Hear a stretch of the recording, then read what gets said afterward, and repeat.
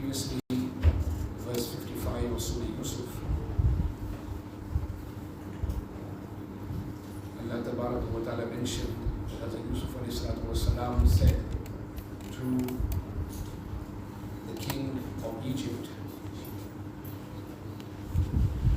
اجعلني على خزائن الأرض, appoint me over the treasures of the land. Inni hafidun alim, indeed I am protective and knowledgeable. Meaning, Hazrat Yusuf ﷺ presented himself for the treasury department of running the country, the financial department, the chancellor. And he also added two qualities that he possessed, which Allah granted him, which are required from people in control of financial matters. That is, qawiyun, I mentioned here, hafidun alim, protective of the money, the wealth, the organization. And the finance minister needs to be protective and trustworthy so that they do not misappropriate the wealth. They do not misuse the wealth. And alim, as well as we mentioned, that they also need to possess the relevant knowledge and ilm of finance so that they do not squander the wealth and are able to keep all the records of profits and expenses. SubhanAllah. Allah Ta'ala makes a mention here in the Qur'an. SubhanAllah. How to be a finance minister and who to appoint the finance minister. Someone who's trustworthy, Amanatdar, honest, will always put the organization first, always put the country first before oneself, before anyone else. Hafiz, protective of everything.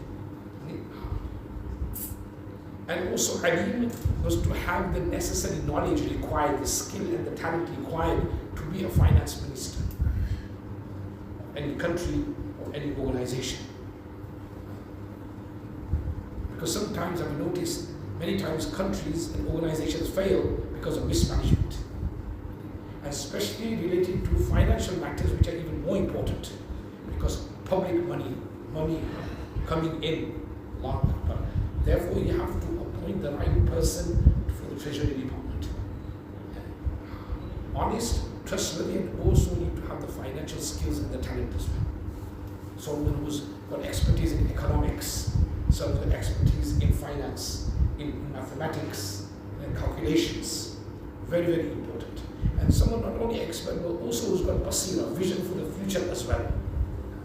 That this much income is coming in, how is it going to affect us in the next 5 years, 10 years? As Yusuf ﷺ gave a prediction for 14 years. And he said that after 7 years, you're going to have 7 years of prosperity, growth, crops, then 7 years of famine. So he gave the idea and the instruction that first 7 years, make sure that we don't overconsume, we don't overeat, we don't overuse. It's amazing. And the vision was there, so that we'll be able to, when we don't overuse in the next 7 years, when famine sets in, we'll be able to actually utilize those crops and grains and food for the public.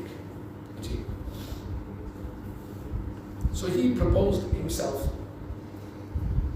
As Yusuf ﷺ was given the position, Allah says, in this manner we granted authority to Yusuf ﷺ in the land, meaning the land of Egypt. He could live wherever he willed. We shower our mercy upon whomsoever we wish. Yes, he went through difficult times. He was thrown into the well. The caravan of travelers took him. Then he was into the house of the minister, and accusations were given against him. But slowly, Allah Ta'ala granted him izzah and honor. Because it was true in what he said, what he claimed, Allah granted him that position. Anyway, why? وَلَا نُضِيعُ أَجْرَ الْمُحْسِنِينَ, and we do not put to waste the reward of those who do good.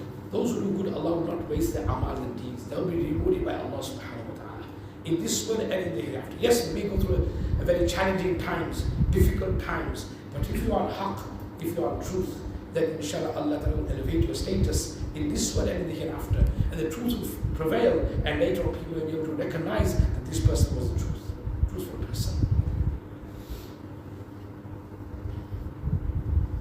So Hazrat Yusuf والسلام, was appointed to manage the finances of the country. Commentators mention that the king also handed over other administrative matters to him as well. So much authority was given to him that he was practically in control of the entire country. He was in control of the entire Egypt. ذَلِكَ فَضْلُ اللَّهِ يُؤْتِيهِ مَن يَشَاءُ. Now, question arises here that Yusuf والسلام, asked for a position. He said, give me the post. اجعلني على خزائن الأرض. Give me the post of finance. Give me that authority, that post. Now, on one hand, he's asking for a post. He's asking for some sort of status in the government. Whereas on the other hand, the hadith mentions, Prophet ﷺ states, do not ask to be appointed as a leader. Because if you are appointed because of your request, then it will be given to you, but you will not get the help of Allah subhanahu wa ta'ala because you asked for that post. Allah. Another hadith, Prophet sallallahu alayhi wa sallam mentioned, by Allah, I'll never appoint any person to a post who asks for it, nor anyone who desires for it. So you should not ask for a post or desire for a post. But now, that's the hadith of Prophet sallallahu alayhi wa sallam. And here Yusuf alayhi salatu wasalam is asking for a post. He said, اجعلني على خزائن الأرض. Appoint me over the treasures of the land. So like apparent contradiction, here Prophet mentioned one should not ask for a post. And here Yusuf alayhi salatu wasalam is asking for a post. The answer to this is that there's also another Sharia ruling that in circumstances where the fear exists that others would abuse the authority vested in them, that if someone else was to come onto that post, they'll abuse it and they'll put the country into crisis, they'll put the organization into crisis, they'll be causing more harm than good, then it will be compulsory for that person who's capable, who's given that Allah has granted him the talent and the skills to offer himself for the post. So there's nothing wrong in offering yourself for the post if you know that a particular individual has been given that post is going to cause more harm than good to the organization, to the company, to the country. Then for that person who Allah has granted skill and talent, honesty and trustworthiness, he should present himself. There's nothing wrong in that because the purpose is what? Because the purpose is to help. So even in this case, one should not present oneself with the intention of a particular post for the love of recognition, for the love of power, for the love of wealth, but the purpose should be to serve the creation of Allah subhanahu wa ta'ala. So here Yusuf alayhi salatu wasalam, when he presented himself, was not for power, was not for authority, was not for wealth. He presented himself for the khidmat of the creation, to serve the creation. And just think, his country was about to be faced with famine. So by him taking the post, and through his expertise and skills and knowledge, and his reliance upon Allah subhanahu wa ta'ala, he'll be saving many lives. He'll be saving many lives. He'll be saving the country from crisis. He'll be protecting the finance department. So therefore, there's nothing wrong with that at all.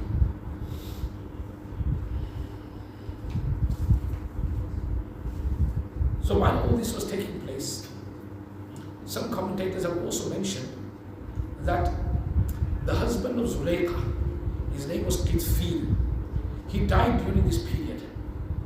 And the king arranged her marriage to Hazrat Yusuf alayhi salatu wasalam. Allahu Akbar. And Yusuf alayhi salatu wasalam then said to Hazrat Zuleika that is this not better than what you wished? Because what you wished earlier was zina, adultery, fornication. You tried to seduce it. You tried to do zina. But isn't this much better, meaning nikah and marriage, much better than zina and adultery and fornication? Allah. Alhamdulillah, she got, according to narrations and historical narrations, they got married. Allah granted him life of respect, honor, and comfort. And according to historical narrations, also it mentions that Allah blessed him with two sons. One's name was Ebrahim and one's name was Mansha.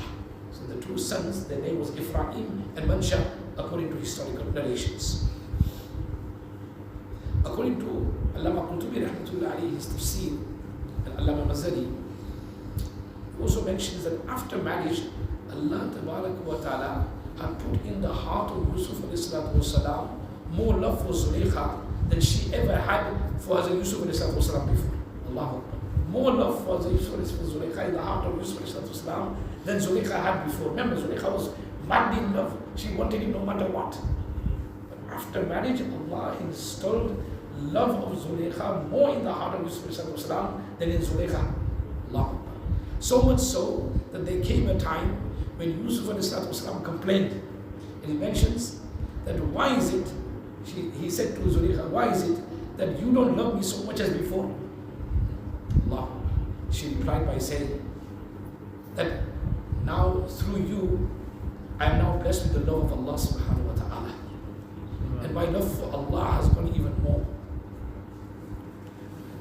And therefore, because my love of Allah has increased even more through you, other relationships now, they're said to dim down now.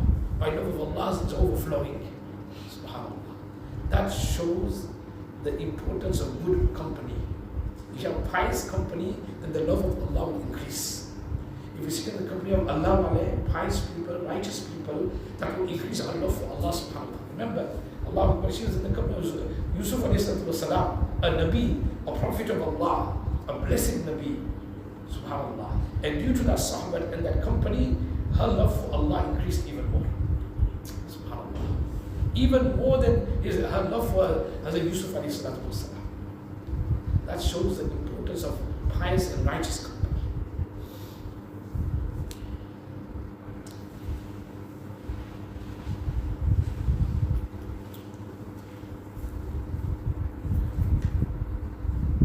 Allah mentions here, وَلَأَجْرُ الْآخِرَةِ خَيْرٌ لِلَّذِينَ آمَنُوا وَكَانُوا يَتَّقُونَ. Undoubtedly the reward of the hereafter is best for those who believe and adopt taqwa.